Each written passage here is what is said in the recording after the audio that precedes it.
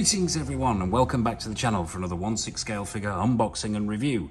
And today we're going to be taking a look at the AUG Toys Paul Atreides from the 2022 Denis Villeneuve take on the legend that is Dune, Frank Herbert's Dune. But before we jump into the figure itself, I'd just like to say a huge thank you to everybody who's commented, who's watched the reviews, who's liked, who's subscribed. Massive thank you out to everybody. As always, the review will take the usual format. We'll take a look at the box, we'll dive down onto the table, have a look at all the accessories that come with this figure, and then we'll get him over into the detail, under the detail flights to see how this figure displays. But before we get started, just a quick word about the film itself. Absolutely love it, huge fan of the director, love his other work. I think films like Arrival, Blade Runner 2049 are exceptionally, as a style, a unique style, which I think really suits the Dune series. I do like the David Lynch version. I enjoyed that immensely, but having read the books when I was younger, I find that Denis Villeneuve's take on Dune is far more of what I had in mind. But yeah, let's take a look at the box. That's enough of me wobbling on about my film reviews. And yeah, straight away, the box smacks of class. It really does. You've got these deep greens here, the back of the character itself. You've got Paul there. I don't think that's a shot of the figure. I think that is actually maybe a still from the film. But you've got the House Atreides symbol at the back here, these gold lines. It's got a very Art Deco feel, very classy feel about it. So it says House Atreides down the bottom here, AUG Toys here, Legendary Pictures at the bottom here, obviously an officially licensed product. This is the formal wear version. This is before Paul actually arrives on Dune, on Arrakis. This is when he's still on his home planet of Caladan. But yeah, shoebox design, quite tall, very nice. We'll bring it around here, very simple. House Atreides down the side here, once again the House Atreides symbol, following that deep green color theme. Dune again at the top here, a plethora of warnings, including things like you always walk with rhythm, you won't attract the worm, always fit your still suit, desert fashion. Flip it round again, we've got the House Atreides down here, name and the symbol again. Yeah, very simple. Yeah, but it smacks of class. I really do like this box. This is up there with one of my favorite boxes of the year, if there was such an award that I gave. So yeah, that's the box itself. As I say, it's clamshell on the inside. Actually, it does bear mentioning at this point, there is a rather nice slip cover. I think I have it here. Let's take a look at this. Yeah, there's a nice slip cover over the clamshells themselves. Yeah, which is very nice. Now, I'm not sure whether that's well, no, that's not a picture of the figure. I'm pretty certain of that. That's a sort of stylized picture of Timothée Chalamet there. But yeah, very nice. That covers the clamshells inside. Very nice picture indeed. If you were thus inclined, you could probably frame that, but I won't be doing it. But yeah, just worth mentioning that as well. So that's the box. Let's dive down onto the table and take a look at everything he comes with. Okay, so here we are, down on the table with all the accessories that come with your Paul Atreides figure from AUG Toys, and as you can see, there's a lot of it, so we'll crack on. There's a lot to get through. We'll start with the hands as always, you know me and my hands. There's a pair of gloved hands already on the figure, which we'll take a look at when we get the figure out.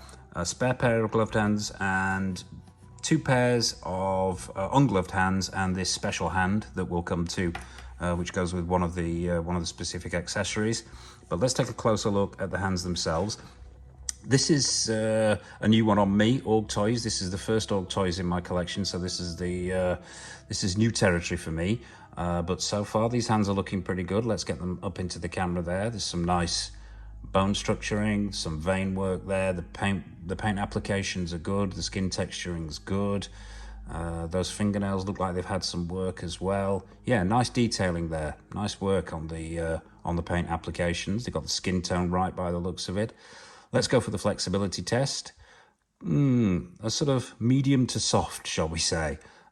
Pretty good, yeah. They're that midpoint, which I find really useful, where you're not having to use hot water or a hairdryer to manipulate them. So yeah, good work there from AUG Toys. Let's just take a look at another one for comparison. You've got gripping hands. you've got this open palm hand. Yeah, it looks like the same quality of the paint application and sculpt carries on throughout all these hands. So yeah, pretty good AUG Toys. For my first visit to them, I'm quite impressed. So yeah, let's take a look at the gloved hands.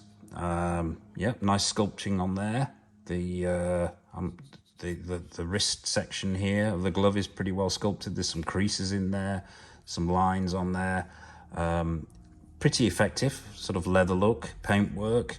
Nothing too fancy. You can see the ribs on the back of the gloves, the creases in the palms, and yeah, the same sort of give and play in these hands as with the ungloved ones. So yeah, so far so good.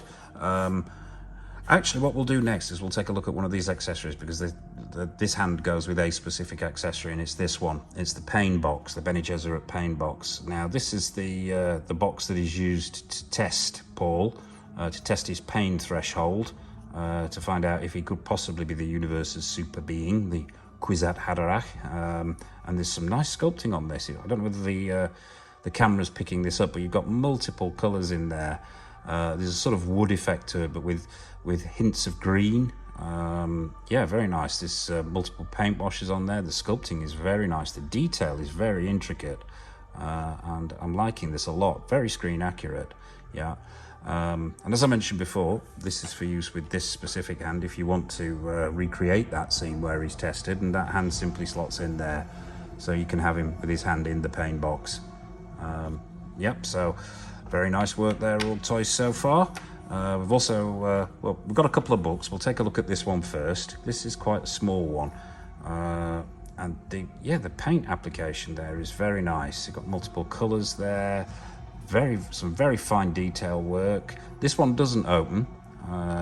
It's a solid piece of plastic, but there's some nice colouring on there on the inside, almost like metallic, those pages there.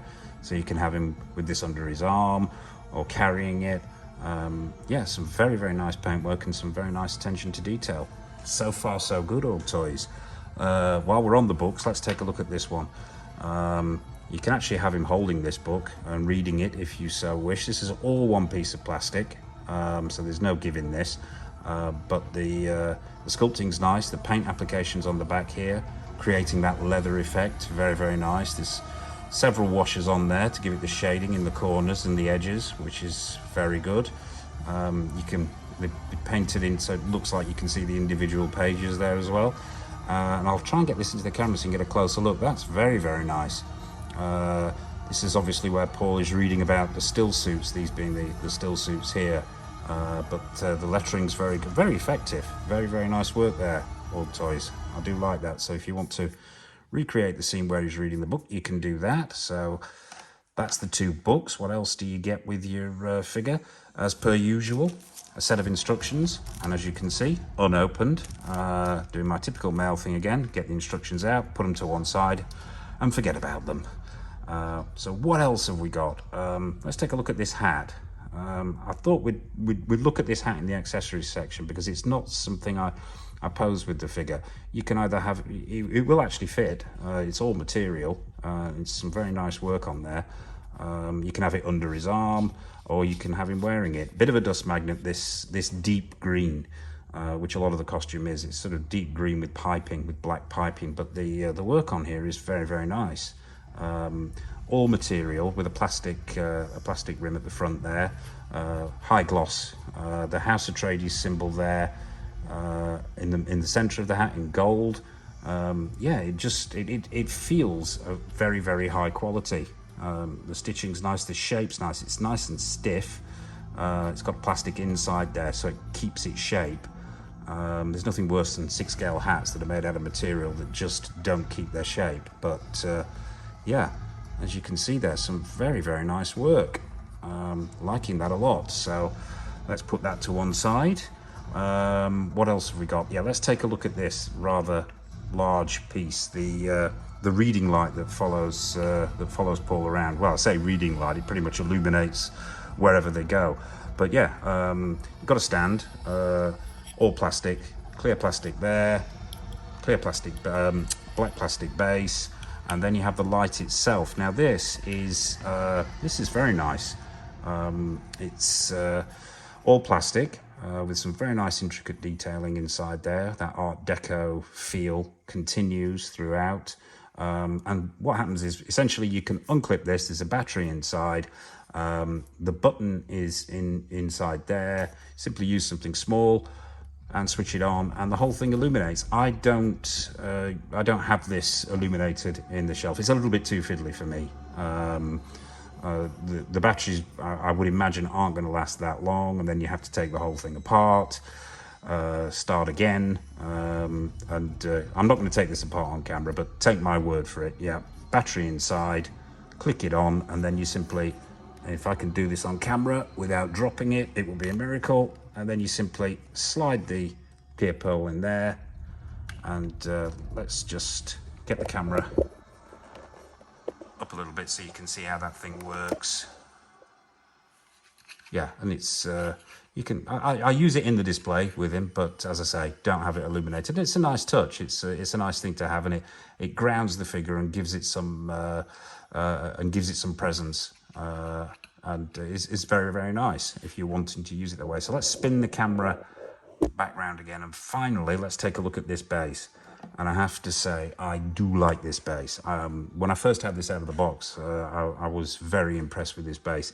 So let's get it into shot. All one piece of plastic, hollow. But what impressed me most, I mean, apart from this this nice metal nameplate at the front here, which says DUNE and Paul Atreides, is the colour. It's once again, it continues that sort of Art Deco feel that I think Denis Villeneuve was going for on the home planet of Caladan, and with all their tech and how they live. But I just like the colours on there. The colours are fantastic. Once again, you've got the House Atreides symbol. I think this might be a sticker, but this actually feels like plastic. So it feels like you've got an inlay of plastic inside the base itself, which gives it that sort of stability, and it just sort of, it says quality. It just says quality to me, and I really, really do like that. And it displays very, very well. So yeah, very nice base. Standard issue crotch grabber, as always, to go with it. So that's the base, that's all the accessories. So without further ado, let's bring out the main event himself. Let's get Paul out, let's get him on the stand and see what he's all about. Okay, so here he is, Paul Atreides, onto the stand, onto the turntable, and let's have a closer look at the figure itself. And straight away, I'm pretty impressed, I have to say. It's not a brand new figure to me. I've had this figure a while. I got it new, but I've had it for some time. And having an up close and personal with it again does remind me of how good this figure actually is. It's not without its faults, and we'll get to those. But let's start, as we always do, from the bottom and work our way up.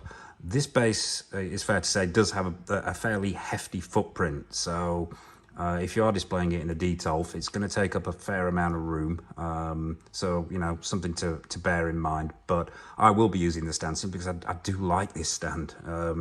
As I mentioned before when we were looking at the accessories, it's that Art Deco design, that Atreides house emblem, really, I think just works really, really well. But yeah, let's take a look at the figure itself. Let's stop him spinning. That's probably the best bet if we're going to try and get close to. Oh, and he speeds up, and there we go. So let's bring him back round and maybe bring him closer in, so we can get really, really close to this. Let's start at the bottom, as we always do. Now these boots are all one piece. There's no split cut boot design. They're all sculpted plastic. I'm not sure what the posability will be like, but we'll get to that when we get him over into the detolf. Let's get him stood up straight. The one thing, this crotch grabber is a little loose. I've noticed that. That was out of the box. It came like that out of the box. These feet are not the easiest to work with these boots, simply because it would have been a lot better had it had a split cut boot design. But as I say, no particular weathering on these boots, all one piece of plastic, sort of a high gloss finish, which is screen accurate, but not too high gloss. Let's turn him around a little bit so we get the light on there.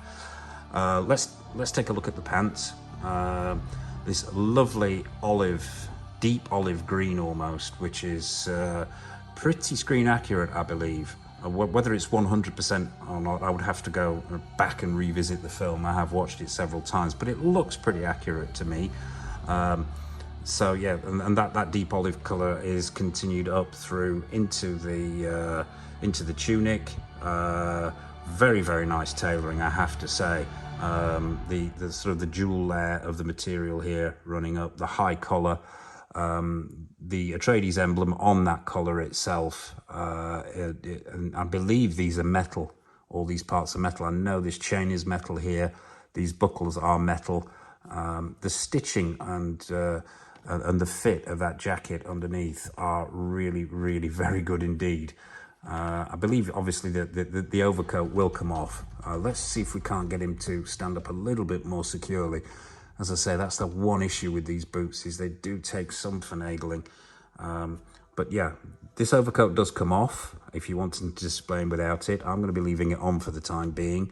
You can obviously unpeg the gloved hands, put on the ungloved hands, so you can achieve the pose that you want. But yeah, the stitching, the stitch work on the overcoat is very, very nice. It's lined, it's got this black silky lining, and the whole thing is wired around the back here. Well, it's not actually, yeah, there's wires around the back here, and I believe and the wires run up the front of the coat itself, so you can sort of get that. As you can see here, you can go for the sort of windswept look. The belt as well. I'll just spin this round so you can take a look. Let's just bring him round, and we can take a look at the stitching and on this outfit at the back as well. Very, very nicely fitted. Yeah, there's some padding in those shoulders. This belt itself is wired, so if you are going for that, trying to replicate that sequence where he's walking on his home world, and the wind catches him, you really can get it with this wide belt. I do like that idea. But yeah, the quality of the stitching and the materials is followed through all the way through. I do like this collar. I believe these straps at the top here are pleather. This collar isn't wired, but is supported by those pleather straps, and once again, screen accurate. Let's move him back out a little bit. He's starting to get a little bit unstable on these boots. Let's see if we can't just get him to be a little bit more stable there. Let's bring him back round again.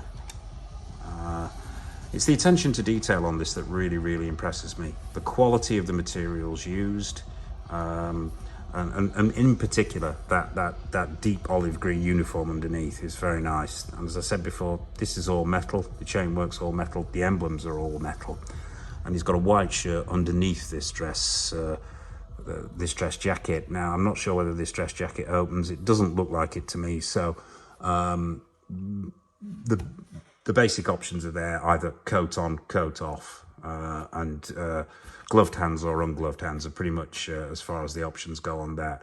But let's have a look at this head sculpt. Let's bring him back in again and take a look at this head sculpt. As always, we'll be going under the detail flights, and you'll get a better impression there of how that head sculpt comes off. But first impressions here, at least, are very, very good indeed. Nice glassy eyes, the multiple strands in the hair as always.